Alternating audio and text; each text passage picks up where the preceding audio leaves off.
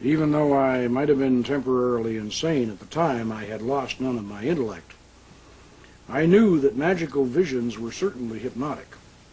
In this respect, Crowley had been absolutely right. Solomon's genii would not come forth from caverns beneath the earth. They would rise out of the nether reaches of the deep mind. I noticed that the sigils of the Lemegeton's Goetia spirits were very similar to the Veves of Caribbean voodoo. I had done extensive research on voodoo for one of my adventure novels published in 1967. I knew the voodoo trance, wherein the participant becomes possessed by the spirit, was known to be hypnotic. The focal point of these ceremonies was the Veve of the Ogun, drawn on the ground and illuminated by candles. Somehow this symbolic signature helped to bring forth the vision. At this point, your high school science teacher might be saying, well, if all this magic is only in the mind, weren't those old wizards and even the modern magicians like that Crowley fellow just using their imagination? Yes, they certainly were.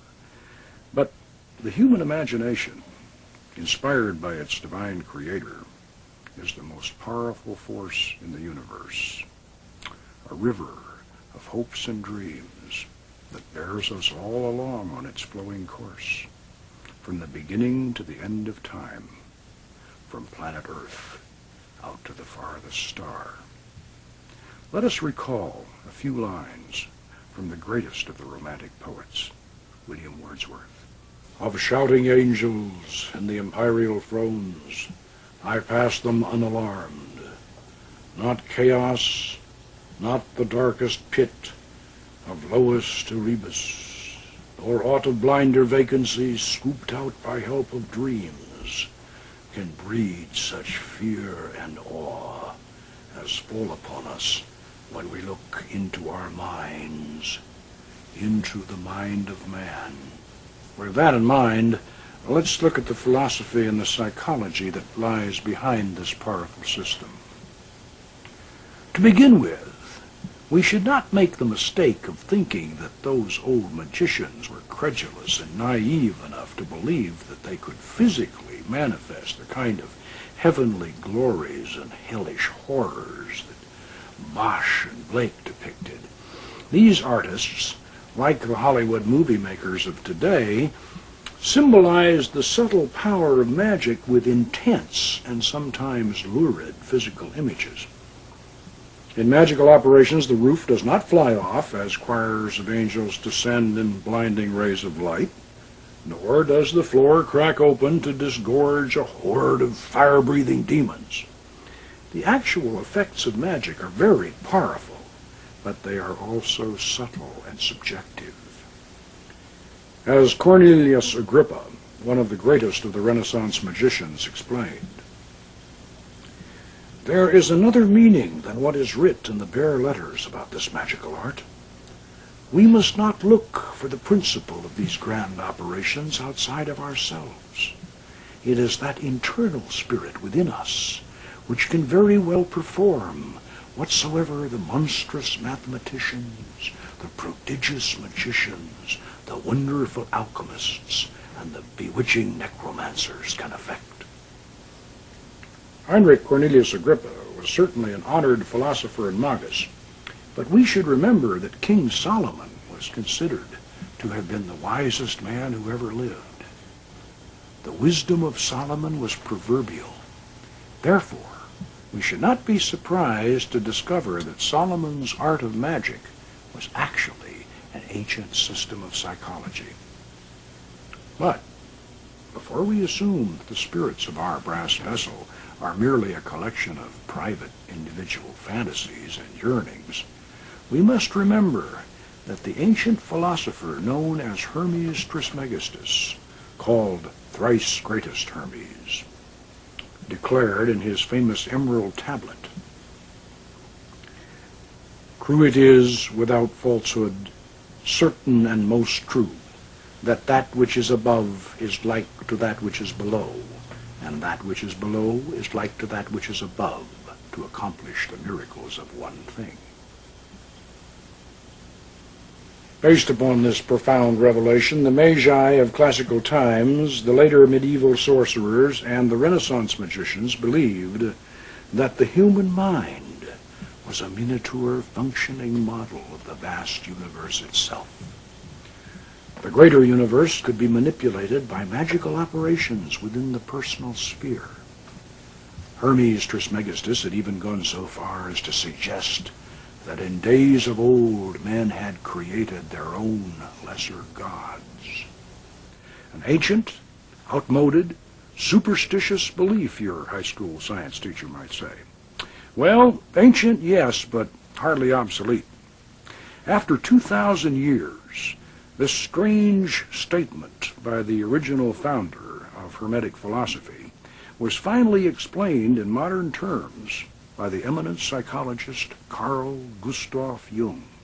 In the 1920s, Jung presented his revolutionary theory that beneath and beyond the personal subconscious mind, there flowed a vast, deep sea of dream images and forgotten lore.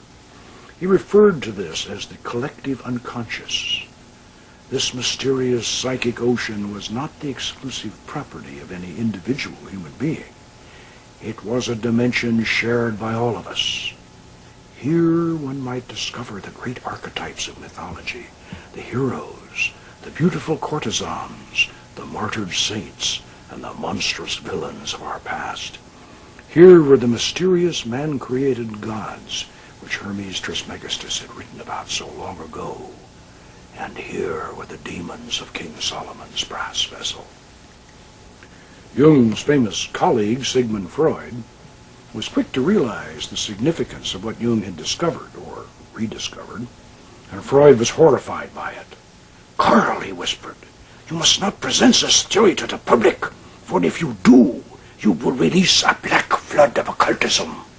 But it would take more than Carl Jung's archetype and collective unconscious theories to release this flood of occultism that Freud feared.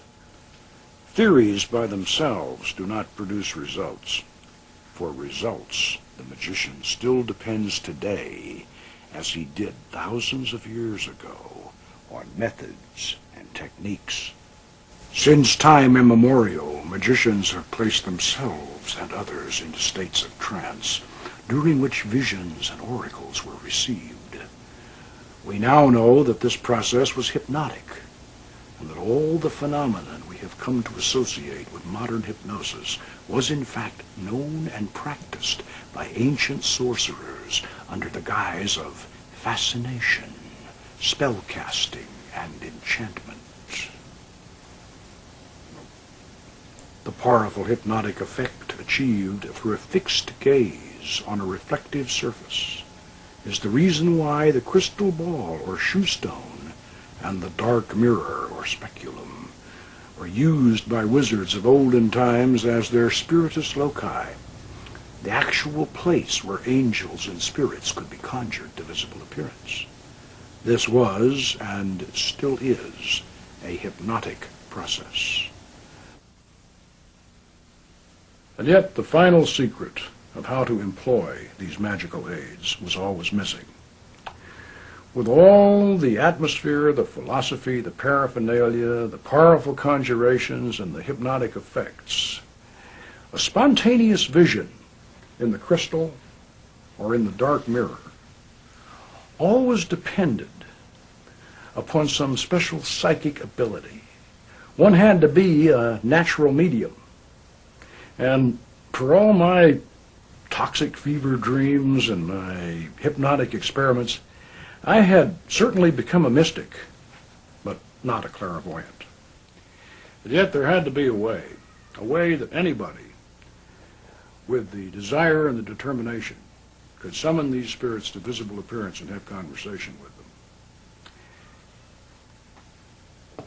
I tried placing a crystal ball in the triangle, but then when I stepped back inside the magic circle, as the operator was supposed to do according to the ancient texts, the 60-millimeter ball appeared the size of a doorknob. Therefore, I knew that the crystal had to be used inside the circle for the invocation of the angels. And yet, we had to put something in that triangle. Something fascinating, something hypnotic, and something large enough to provide a viewing surface. Yes, the speculum, the dark mirror. And what better entrance into those caverns measured